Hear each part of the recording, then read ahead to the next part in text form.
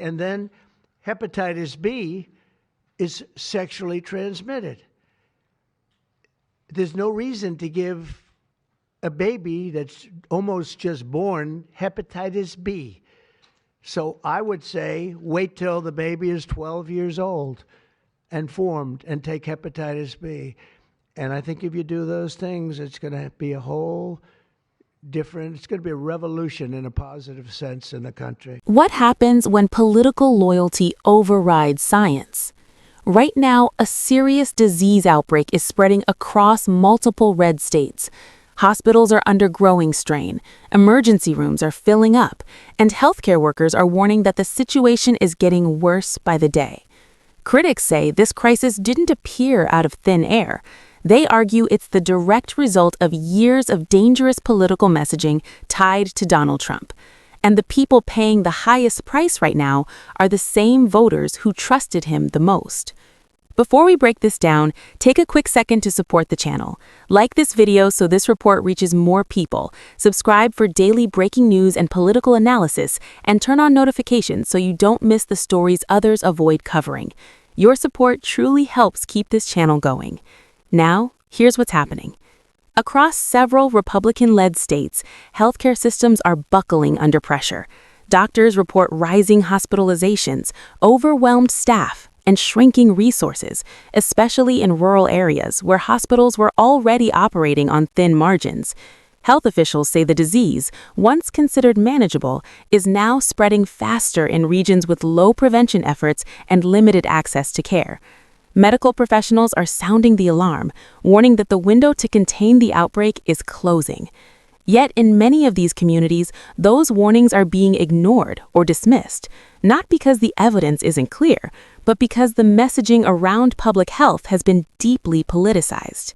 And that brings us directly to Donald Trump's role in this crisis. During his presidency and long after leaving office, Trump repeatedly downplayed disease risks, attacked medical experts, and framed public health measures as government overreach.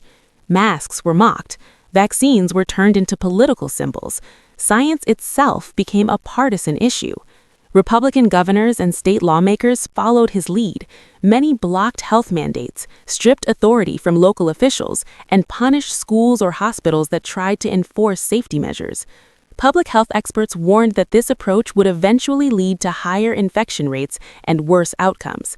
Today, those warnings are no longer theoretical. The data paints a grim picture. Rural and conservative counties, many of them strong Trump-supporting areas, are experiencing higher hospitalization rates and more severe impacts. Healthcare workers describe exhaustion, frustration, and in some cases, open hostility from patients who were told for years that the disease wasn't a serious threat. One emergency physician put it bluntly, "This didn't have to be this bad." But leadership shapes behavior, and behavior shapes outcomes. When people are told the danger is exaggerated or fake, many believe it, until reality catches up. Instead of acknowledging the consequences, Trump has largely deflected blame. He continues to attack the media, dismiss experts, and frame himself as the victim of political attacks, while avoiding responsibility for the impact his messaging had on public behavior. Meanwhile, red state leaders are trapped. Admit the crisis, and they admit Trump was wrong. Ignore it, and people keep suffering. Too often, denial wins. And in a public health emergency, denial costs lives. Now experts warn that the damage may last for years. Trust in healthcare has been eroded. Preventive care is avoided. Misinformation spreads faster than facts. Rebuilding that trust could take far longer than stopping the outbreak ever would have. And doctors are clear on one thing. This outcome was not inevitable. Leadership mattered. Messaging mattered, and the consequences of ignoring science are now painfully visible.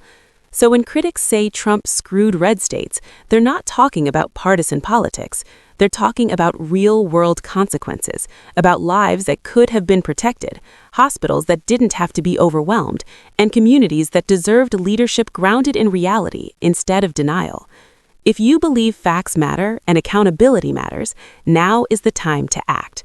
Like this video, subscribe to the channel, and share this report so more people understand what's happening, because staying informed isn't optional anymore. It's essential.